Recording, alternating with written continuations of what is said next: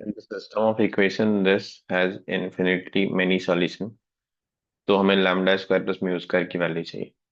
तो Cramer's rule से infinite solution का जो कंडीशन होता है वो ये रहता है हमारे पास कि del is equal to zero and del one del two del three, जिसको हम del x del y del z भी बोलते हैं, इज इक्वल टू जीरो। सारे के सारे डिटर्मिनेंट वैल्यू जीरो होने चाहिए। तो अगर आप क्रैमर्स रूल यहाँ पे यूज करें तो डेल इक्वल टू जीरो करेंगे तो वहां पे लैम्डा और म्यू दो अननोन रहेंगे। वैसे तो चारों जीरो होने चाहिए, आपको चारों वेरीफाई करनी चाहिए, बट दो अननोन है तो कोई दो सॉल्व कर लेंगे तो उससे जो आंसर आएगा वो उससे उससे ये चारों अपने आप जीरो हो जाते हैं। ऐसे ही क्वेश्चंस आपको पूछे जाते हैं। तो अभी क्या हमें फाइंड आउट करना आसान रहेगा। तो हम लोग डेल टू फाइंड आउट कर लेते हैं। इससे क्या होगा, लैम्डा नहीं रहेगा, सिर्फ म्यू में रहेगा इक्वेशन। तो म्यू की वैल्यू इमिडिएटली आपको मिल जाएगी। तो डेल टू जिसको हम डेल वाई बोलते हैं, इसका मतलब आप वाई के कोएफिशिएंट को एलिमिनेट करिए या रिप्लेस करिए with the value on the right side. तो फर्स्ट कॉलम सेम रहेगा 2 3 4। वाई के कोएफिशिएंट की जगह पे आपका 5 7 9 आ जाएगा। तो 5 7 9 and z coefficient will be as it is 3 - 1 mu equal to zero. तो इसको तो आप एक्सपेंड कर सकते हैं, बट फिलहाल मैं यहाँ पे एक ऑपरेशन यूज कर रहा हूँ। तो that operation is R1 changes to R1 plus R3 -2 R2। ये इसलिए क्योंकि मुझे 2 3 4 और 5 7 9 एपी में दिख रहा है, और एपी में A + C - 2 भी जीरो होता है। तो इससे आपका ये एलिमेंट जीरो हो जाएगा, ये एलिमेंट जीरो हो जाएगा, और ये आपका हो जाएगा 3 + म्यू -(-2)।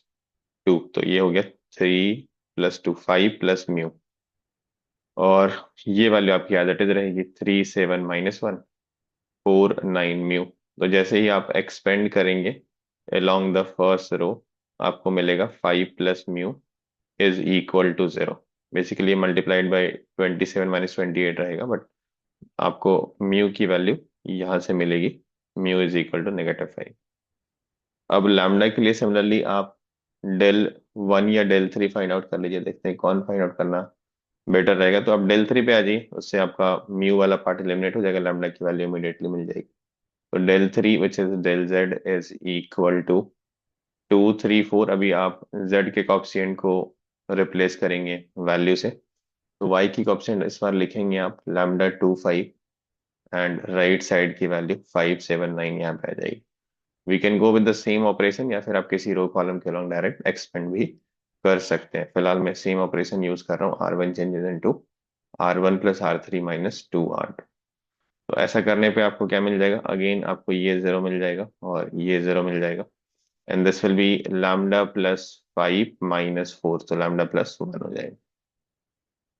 यहाँ पे आप कुछ भी लिखेंगे वो एक नॉन जीरो वैल्यू रहेगी।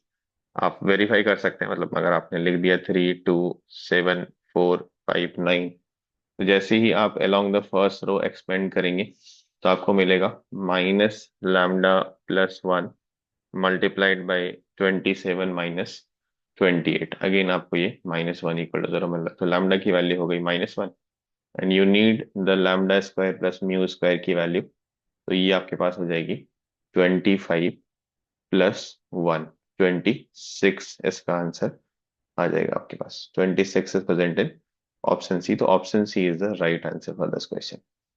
एक चीज आप और कर सकते थे यहाँ पे सॉल्व करने के लिए, मेथड टू आप इसको बोल सकते हैं। जो आपने यहाँ पे ऑपरेशन किया सेम चीज आप इक्वेशन में कर सकते थे, कि first equation plus third equation -2 times the second equation. Again इसका आपको इंस्पिरेशन एपी से ही मिल रहा है, 2 3 4 और 5 7 9।